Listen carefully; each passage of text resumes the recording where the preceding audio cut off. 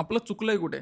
आपण नेत्यांना प्रश्न विचारणं सोडून दिलं. आपण पक्षाला देशापेक्षा मोठं मानायला लागलो. आपण व्यक्तीची भक्ती केली, पण व्यवस्थेची जबाबदारी मागितली नाही आणि इथेच आपली चूक झाली आहे.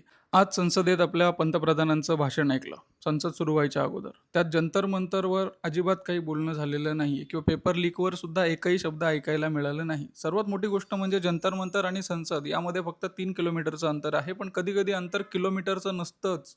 ते संवेदनांचं असतं. लोकशाही म्हणजे फक्त निवडणूक नाही. लोकशाही म्हणजे लोकांचा आवाज.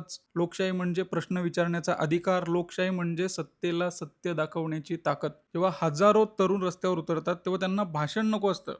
त्यांना उत्तरं हवी आहेत. त्यांना आश्वासनांचं काय काय करणार त्या आश्वासनांचं? त्यांना न्याय हवा आहे.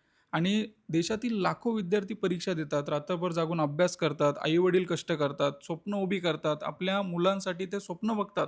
आणि जर पेपर लीक झाला तर फक्त प्रश्नपत्रिका फुटत नाही हे लक्षात ठेवा. एका पूर्ण पिढीचा विश्वास फुटतो. आणि माणुसकी आणि नैतिकता आहे की नाहीये? आज प्रश्न विचारणाऱ्यांनाच गप्प केलं जातं.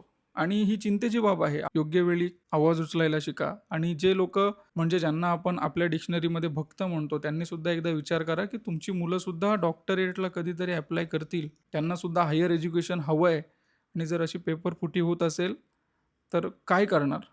तुम्ही काय करणार? तुम्ही जेव्हा आंदोलनाला जाणार, तेव्हा तुम्हाला सुद्धा असंच उचललं जाणार. तुमच्या पार्श्वभागावर सुद्धा असेच फटके दिले जाणार. म्हणून विचार करा. जे चूक आहे, त्याला चूक बोलायला शिका.